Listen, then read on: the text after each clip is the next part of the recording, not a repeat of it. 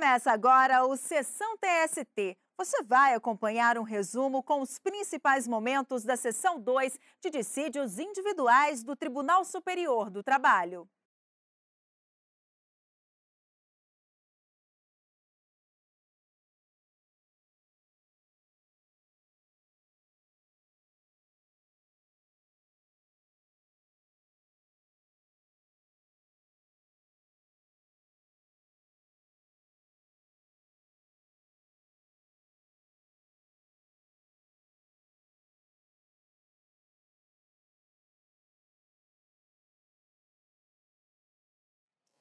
Esteja à vontade, por favor. Bom dia a todos. Cumprimento os senhores ministros, Dr. Paulo Borges da Fonseca Seger, Supervisor-Geral do Trabalho, senhores advogados, senhores servidores.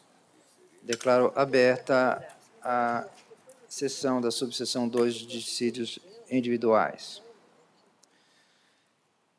Eu quero dizer inicialmente que temos ausência justificada do nosso presidente, que está numa missão institucional no Ministério da Justiça, nosso corregedor, ministro Lélio Bentes, que está na banca do exame oral do concurso para ingresso na magistratura. Então, vamos agora prosseguir com os processos com preferência. Pregão. Relator excelentíssimo, senhor ministro Alexandre Ramos, processo RO 373, de 51 de 2015, em que são partes Edmilson Burgersen e Itaú Unibanco S.A. Com a palavra o relator. Senhor presidente, trata-se de recurso ordinário e mandado de segurança. O tema de fundo é o ataque a uma tutela de urgência indeferida no processo originário, envolvendo o pagamento de pensão mensal. Contudo, houve superveniência de sentença no processo de origem, razão pela qual proponho conhecer do recurso ordinário, mas no mérito negar-lhe provimento. Doutor Eli, só registro? Só registro pelo banco recorrido. Então, decisão unânime, temos o voto do relator, consignado a presença, doutor Eli Taylor Júnior. Pregão. Relator excelentíssimo, senhor ministro Alexandre Ramos, processo RO 7.585, dígito 08, de 2016, em que são partes Maria Aparecida Bueno de Camargo e Banco Santander Brasil S.A. Com a palavra o relator. Senhor presidente, da mesma forma, trata-se de recurso ordinário e mandado de segurança envolvendo uma tutela de urgência indeferida sobre abstenção de transferência do reclamante, mas houve superveniência da sentença no processo de origem, razão pela qual eu conheço e nego o provimento. Doutor Eli, só registro. Que meio de registro, senhor presidente. Decisão unânime, nós temos do voto do relator, consignada a presença, doutor Eli Taylor Júnior. Pregão. Relatora excelentíssima, senhora ministra Maria Helena Malma, processo RO 10.261, dígito 25, de 2017, em que são partes Banco Santander Brasil S.A. e Cássio Maurício Correia. Com a palavra, relatora.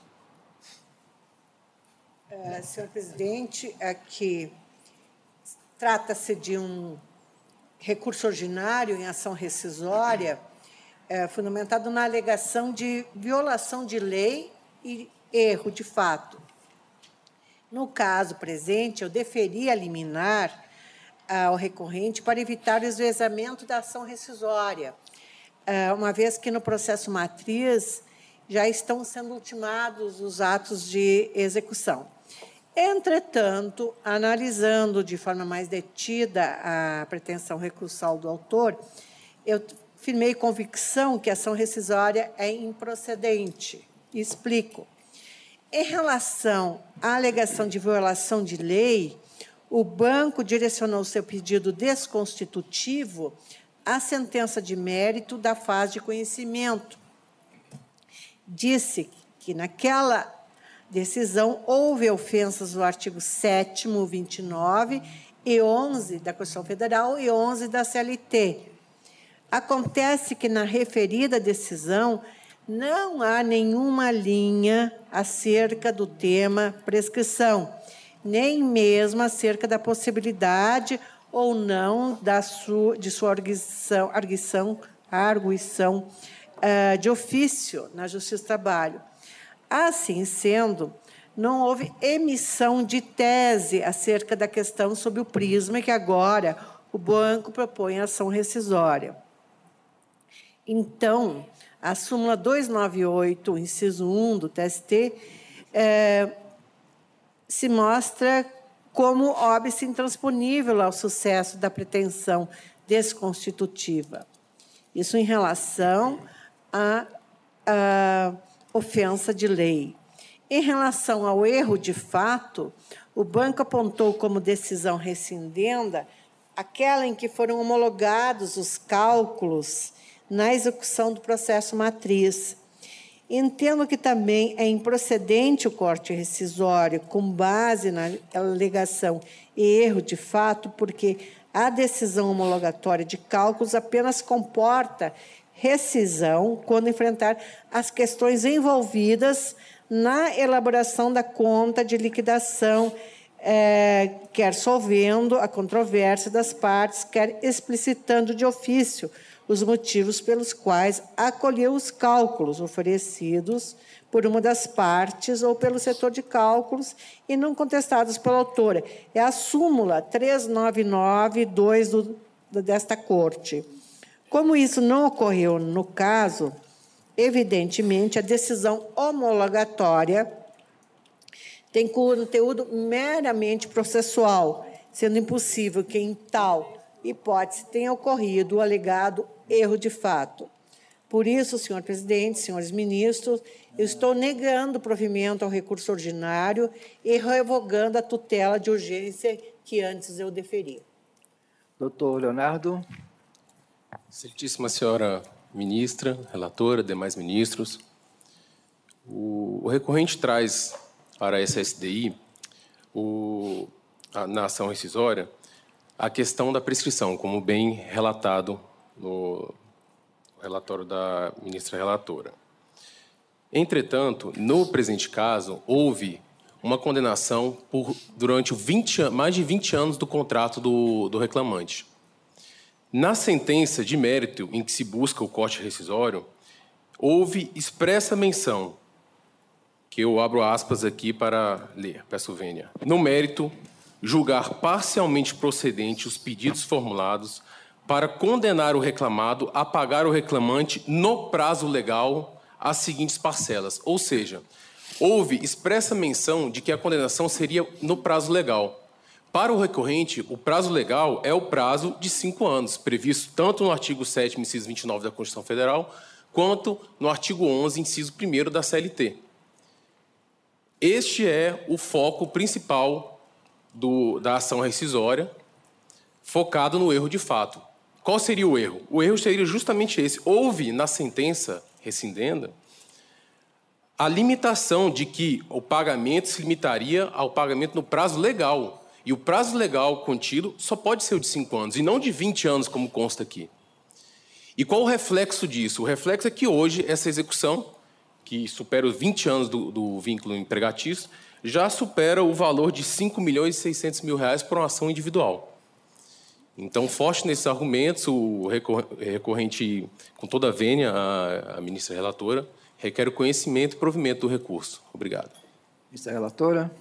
Senhor presidente, eu mantenho meu voto, como dito, referido à tribuna, o doutor também, de forma muito leal ao processo, ele não trouxe um argumento pelo qual me convencesse do contrário, porque a discussão acerca da prescrição, porque aí, no caso, teria que ser questionada a aplicação da prescrição de ofício, porque se há revelia e não há contestação, e não foi o que aconteceu.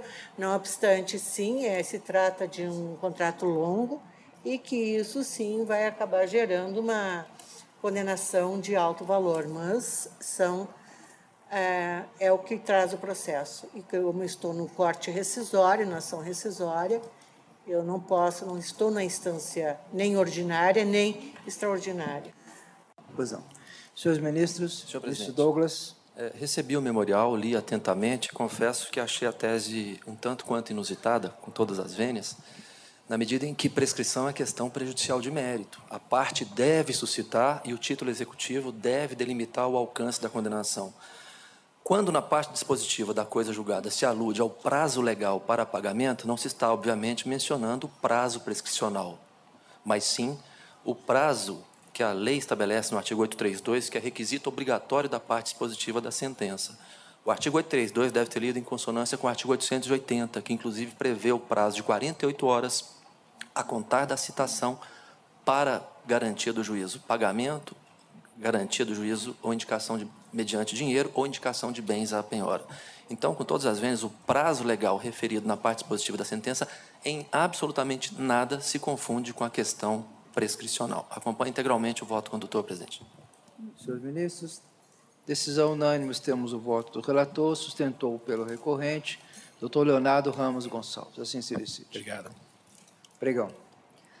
Relatora excelentíssima, senhora ministra Adelaide Miranda Arantes, processo RO 80.027, DIS 57 de 2017, em que são partes Banco Santander Brasil S.A. e Margarita del Pilar Contreras Lamas.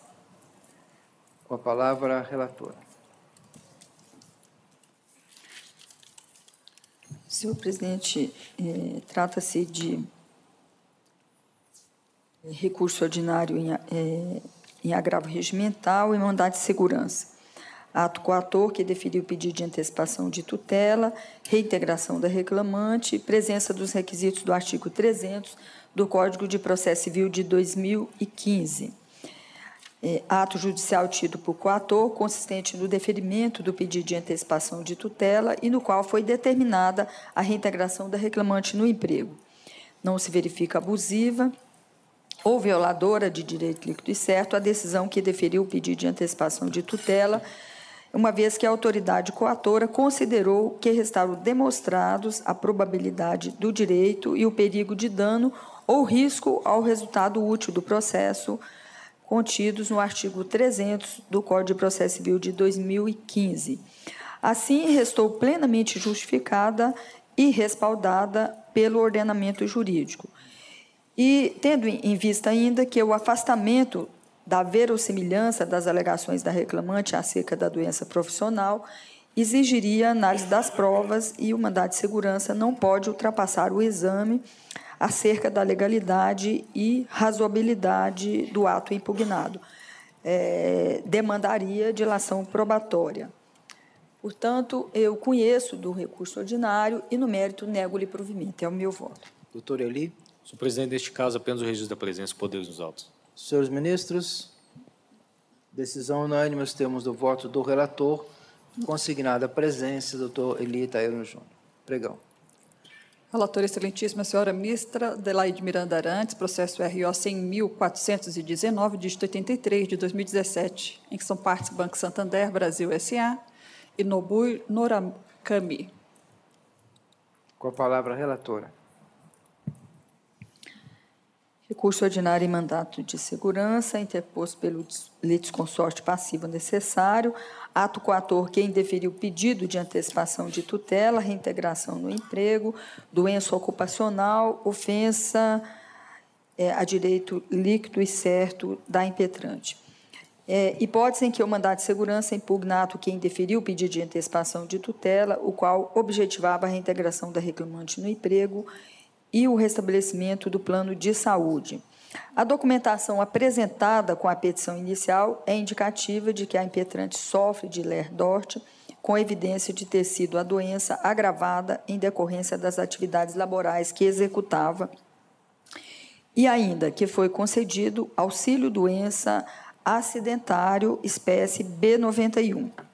Configuração da probabilidade do direito em exame perfunctório evidenciada pela previsão de estabilidade provisória que está prevista no artigo 118 da Lei 8.213 de 91 e na súmula 378, item 2, deste colendo do tribunal. Ambos a garantir a plausibilidade da reintegração da impetrante ao quadro de empregados do banco, com todos os benefícios, especialmente o plano de saúde, sendo certo que a dispensa representa a possibilidade de dano irreparável ante a natureza alimentar do salário e de dificultar o tratamento com a suspensão do plano de saúde. Eu conheço do recurso ordinário e, no mérito, nego-lhe provimento. É o meu voto. Doutor Eli. Ao registro da presença, senhor presidente. Senhores ministros, decisão unânime, temos o voto da relatora, consignada a presença, doutor Eli Taíra Júnior. Pregão. Relatora excelentíssima senhora ministra Maria Helena Malma, processo RO 80.184, dígito 13, de 2017, em que são partes Ambev S.A. e Sindicato dos Trabalhadores nas indústrias de cervejas e bebidas em geral do estado do Piauí. Com a palavra a relatora. Senhor presidente, aqui se trata de um recurso ordinário em mandado de segurança, em deferimento de garantia do juízo por meio de apólice de seguro, garantia, execução, penhora em dinheiro, substituição por seguro, garantia, negativa da autoridade coautora, existência de direito líquido e certo da executada impetrante. Eu conheço do recurso ordinário e dou-lhe provimento para considerar a segurança pleiteada e, dessa forma, assegurar o direito da impetrante de garantir a execução provisória nos autos da reclamação trabalhista 575 por meio de seguro garantia. E aqui determino que seja expedido ofício à autoridade coautora, que é o presidente do Tribunal Regional do Trabalho da 22ª Região, a fim de cientificá-lo ter a decisão. Matéria recorrente, matéria conhecida. Doutora Ali, só o registro, não é? Registro e mantido votos. Senhores ministros, decisão unânime, nós temos o voto da relatora, consignada a presença, doutor Eli Taíra Júnior. Pregão. Relator excelentíssimo, senhor ministro Alexandre Ramos, processo RO 702, dígito 87, de 2017, em que são partes Petróleo Brasileiro, S.A., Petrobras, Maria Tereza de Matos Santos. Com a palavra o relator. Senhor presidente, trata-se de recurso ordinário em mandado de segurança, questionando a tutela de urgência deferida no processo originário para manutenção de internação em clínica de obesidade. Houve superveniência de sentença no processo de origem, razão pela qual eu conheço e nego o provimento. Doutora Maria Tereza, só o registro. Só registro, excelência. Senhores ministros, decisão unânime, temos o voto do relator, consignada a presença, doutora Maria Tereza Passarella. Assim se decide. Pregão. Relatora excelentíssima, senhora ministra Adelaide Miranda Arantes, processo RO 191, dígito 65, de 2015, em que são partes Banco do Brasil S.A. e José Wolf da Silva Filho. A palavra, relatora. Recurso ordinário, mandado de segurança, dispensa por justa causa no curso da suspensão do contrato, falta cometida antes do advento do fator suspensivo, auxílio doença B31, concretização dos efeitos da rescisão, ato coator que deferiu o pedido de antecipação de tutela, reintegração com dispensa após a alta médica, ausência de direito líquido e certo. O ato, no caso em exame, ato judicial tido por coator consistente no deferimento do pedido de antecipação de tutela para determinar a reintegração do reclamante no emprego, cujo liame rompeu-se no curso da suspensão do contrato de trabalho e por justa causa cometida antes da concessão do auxílio-doença, até a alta médica, quando então o reclamado poderá proceder à dispensa. Não se verifica violadora de direito líquido e certo a decisão que deferiu o pedido de antecipação de tutela, pois a autoridade coautora considerou que restaram demonstrados a probabilidade do direito e o perigo de dano ou risco ao resultado útil do processo do artigo 300 do Código de Processo Civil de 2015, de modo que restou plenamente justificada e respaldada pelo ordenamento jurídico. Ademais, o afastamento da verossimilhança das alegações do reclamante, reconhecida pela autoridade coautora, exigiria análise das provas e o mandado de segurança não pode ultrapassar o exame acerca da legalidade e razoabilidade do direito impugnado. Eu conheço do recurso ordinário e, no mérito, nego-lhe provimento. É o meu voto. Doutor Giovanni Simão da Silva. Senhor presidente, eu gostaria de juntar a procuração e usar a palavra no prazo regimental. No tempo regimental, doutor. Senhor presidente, demais integrantes desta egrégia de subseção, realmente o banco recorre aqui de um acórdão que denegou a segurança postulada em face de decisão que, em sede de antecipação de tutela, determinou a reintegração do empregado demitido por justa causa.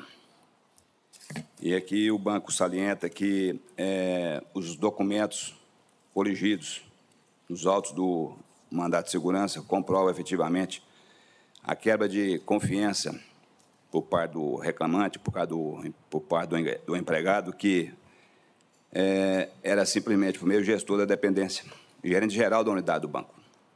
E, mesmo assim, nessa condição, ele praticou aqui eventos dolosos levantados em torno de sete fraudes e incorrendo ainda na tipificação de 3 crimes penais. Isso tudo abarcando o valor de aproximadamente 3 milhões de reais. Além disso, o empregado, mesmo no início do inquérito administrativo, ele simplesmente deixou de exercitar a sua defesa. Não apresentou qualquer elemento em sua defesa. De modo que não restou provado aqui, na decisão que determinou sua reintegração, os requisitos viabilizadores, autorizadores dessa benesse processual, qual seja a plausibilidade que ele realmente consiga reverter esta justa causa. E tanto a decisão que antecipou, determinou sua reintegração, quanto o acórdão recorrido, eles baseiam, têm por fundamento justamente essa questão da suspensão do contrato de trabalho e o gozo e o exercício, o uso da licença saúde, haveria de, assim, ao mínimo, resguardar ou aguardar o retorno do funcionário para que seja promovido ou que seja levado a efeito essa justa causa. Ocorre que, em recente julgamento, no âmbito da SDI 1 deste coleno TST, o entendimento ali esposado em situação idêntica foi justamente o contrário.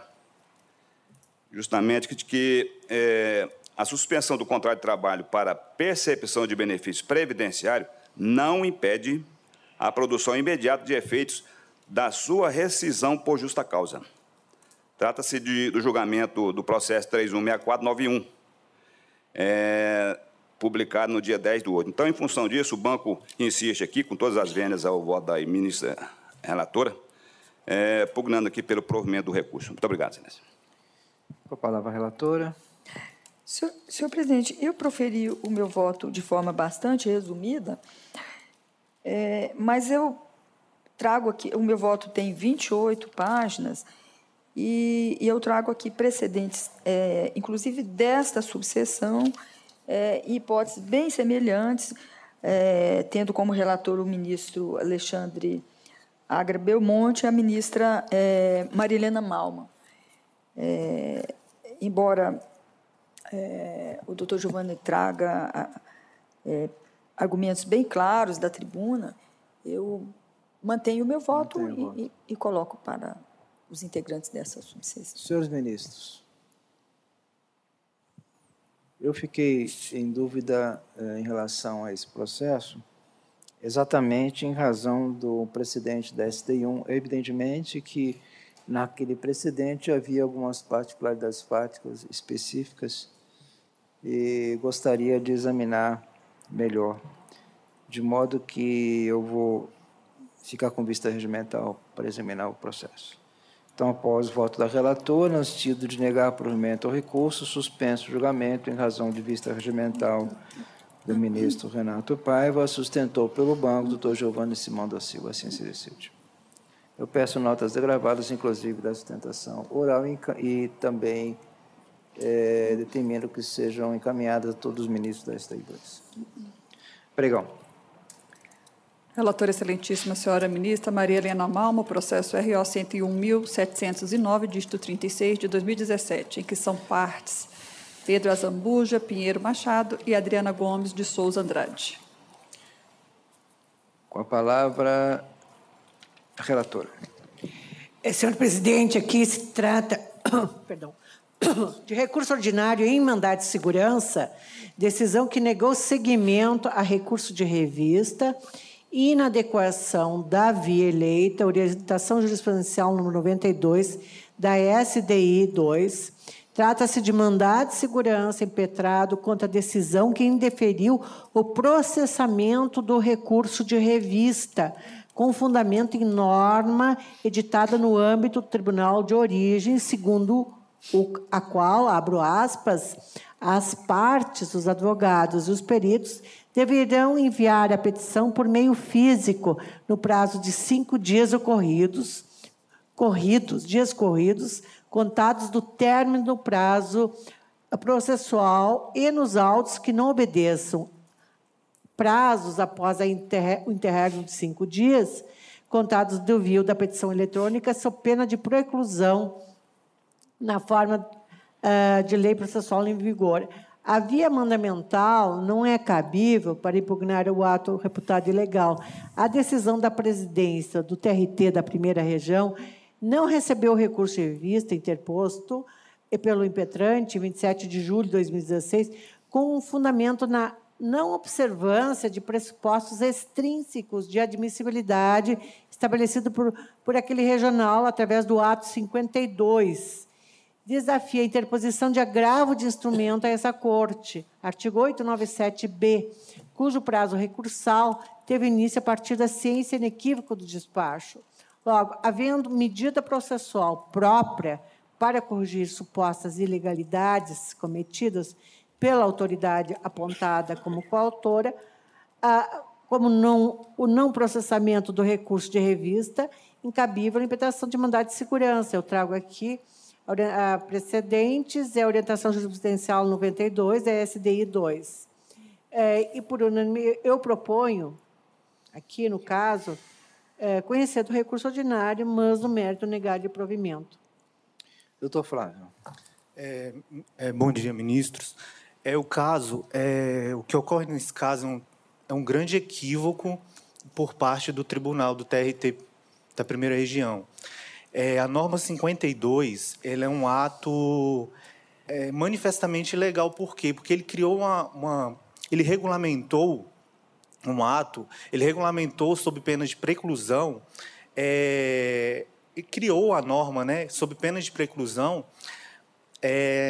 a possibilidade de que um recurso não seja conhecido se não for apresentada uma petição física. Ora, a lei de 2016, 11.419, prevê a possibilidade que basta-se que, no processo eletrônico, você peticione e o ato se dará por cumprido. Ponto final. A norma do TST, número 30 também, a instrução normativa 30 do TST prevê dessa forma também, que se você interpor por meio físico, por meio eletrônico a petição, restará ela aceita e o ato estará cumprido. Dessa forma, o TRT agiu de forma contrária ao que prevê a lei. Esse ato, o ato 52, quando ele foi criado, ele previu que haveria preclusão do direito se não fosse apresentada a petição pelo meio físico. Ora, está contrariando a lei que regulamenta o processo eletrônico, está contrariando norma do próprio TST, contraria a norma da Constituição Federal por violar o devido processo legal, contraria o artigo 896 da CLT. Diante disso, os argumentos apresentados na prolação da decisão foram os seguintes: de que a norma estaria correta e de que a norma que fundamenta a decisão que estaria correto, o ato 52, e houve uma comparação, uma analogia para embasar a fundamentação da decisão, que foi a lei que trata sobre FAC-Smile, que é uma lei que prevê que você deve apresentar posteriormente a petição. Ora, mas essa própria lei, ela não abre a possibilidade que, se você não apresentar, você não terá o seu direito conhecido. Então, assim, entre as normas, entre o ato administrativo do tribunal e uma norma especial, deve prevalecer a norma especial de que trata o assunto. Diante disso, é fundamental que o tribunal reveja essa decisão, realmente é um caso muito peculiar. Peço a consideração de todos para que analisem com especial cuidado este caso, porque está notório que o tribunal acabou por exceder o seu poder de regulamentar, criando uma norma. Ele criou uma norma, ele disse que se não fosse apresentada a petição por meio físico, e não haveria isso, não poderia, o recurso não poderia ser conhecido, contrariando a lei federal. E nós sabemos, excelências, que hoje em dia o processo civil, o processo civil contemporâneo, ele está caminhando exatamente para que o mérito das questões sejam julgados. Os detalhes, alguns detalhes, claro que o processo deve seguir ritos, mas alguns detalhes que o ato ele foi apresentado. Então, deve-se cumprir, deve-se realmente seguir o processo para que seja julgado o mérito, seja o recurso de revista na época conhecido, e essa é uma orientação do processo civil atual. E que seja recebido. Diante disso, requeira o conhecimento do recurso e o provimento. Pois não. Ministra relatora com a palavra. Senhor presidente, aqui, neste caso aqui, eu não estou examinando a questão do ato do Tribunal Regional do Trabalho da Primeira Região.